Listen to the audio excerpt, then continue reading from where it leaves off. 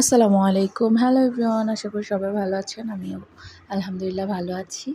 আজকে ৩ টি প্রোডাক্ট বানাবো। একটি হচ্ছে রাউন্ড ট্রে, একটি শামুক এবং একটি ওভাল ট্রে।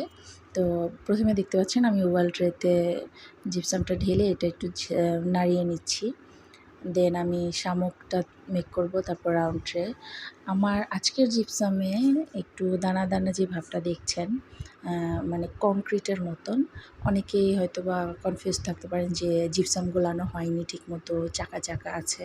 বাট না, আমি ক্লিয়ার করতে চাই, আমি এর আগে মানে জিপসাম তো সবসময় জিপসাম প্রোডাক্ট বানানো হয়। তো আমি বেশ কিছুদিন ধরে কিছু গুঁড়া কালেক্ট করতেছি, যে জিপসামগুলো পড়ে যায় না পেপারের ওপরে, সেগুলো আমি পরিষ্কার করে কালেক্ট করে শুকিয়ে রেখে দিয়েছিলাম যে এগুলো দিয়ে আমি বানাবো।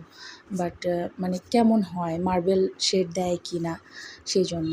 বাট আমার লিকুইডটা বেশি হয়ে গেছিলো, যার কারণে আমি আইডিয়া পাইনি। আর এটা কেমন মজবুত হয় সেই জন্য। তো আপনারা যদি কেউ এই ধরনের এক্সপেরিমেন্ট করতে চান অবশ্যই করবেন, কারণ এক্সপেরিমেন্ট করলে একটা না একটা কিছু তো শিখাই যায়। আজ এই পর্যন্তই, সবাই ভালো থাকবেন। আল্লাহ হাফেজ।